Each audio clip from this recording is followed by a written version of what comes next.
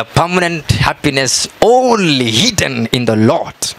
హల్లెలూయా. మీ ముఖంలో ఆయన వెలుగు నింపబడాలి అని అంటే ఆయనను బట్టి సంతోషించండి. హల్లెలూయా. ఎంతసేపు దేవుని రాజ్యం కోసమే మీరు మాట్లాడండి, కానీ మనం సంతోషంగా ఉందామంటే ఏం చేద్దాం అని వీళ్ళు భార్యాభర్తలు మాట్లాడతారు బెడ్రూమ్లో.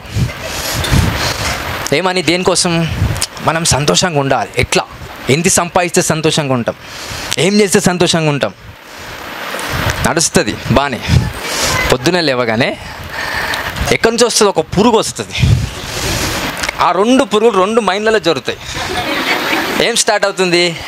మిస్అండర్స్టాండింగ్, గొడవలు, రకరకాల విపత్తులు, రకరకాల సునామీలు, రకరకాల భూకంపాలు. కొన్నిసార్లు వర్షం కురుస్తుంది, కొన్నిసార్లు ముసురు కురుస్తుంది.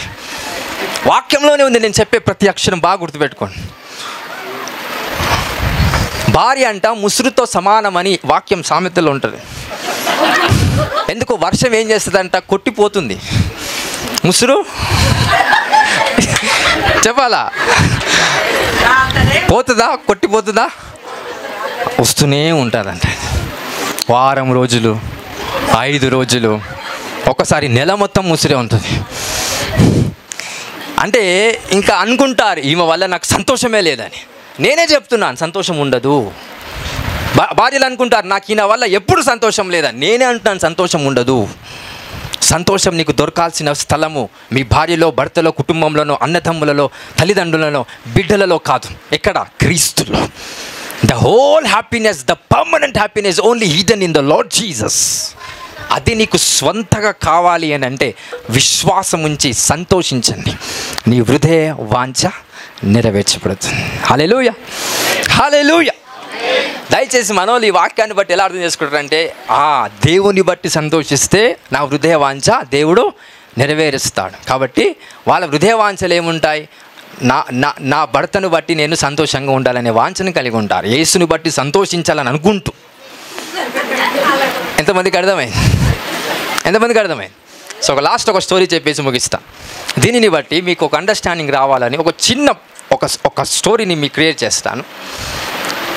ఇలానే ఒక సంఘంలో కావచ్చు, ఒక స్థలంలో కావచ్చు, ఒక దైవజనుడు ఏం చేస్తున్నాడంటే, ఎంతమంది భార్య కంట్రోల్లో లేరు అని దైవజనుడు అన్నప్పుడు, భార్య కంట్రోల్లో ఉన్న వారంతా కూడా ఇటు పక్కన రావాలని అన్న. అందరూ వచ్చారంట, కానీ ఒక్కడు ఉన్నాడంట, ఒక్కడే ఉన్నాడు. ఆ సార్ అన్నాడు, ఇంక అమ్మయ్య, థ్యాంక్ యూ జీసస్, ఆ ఒక్కరినైనా ఉంచావని దేవునికి స్తోత్రం చెప్తూ, బ్రదర్ మరి ఎందుకు ఉన్నారు మీరు ఇటు సైడు అని అంటే, నా భార్య అక్కడ పోదన్న సార్ అన్నాడంట.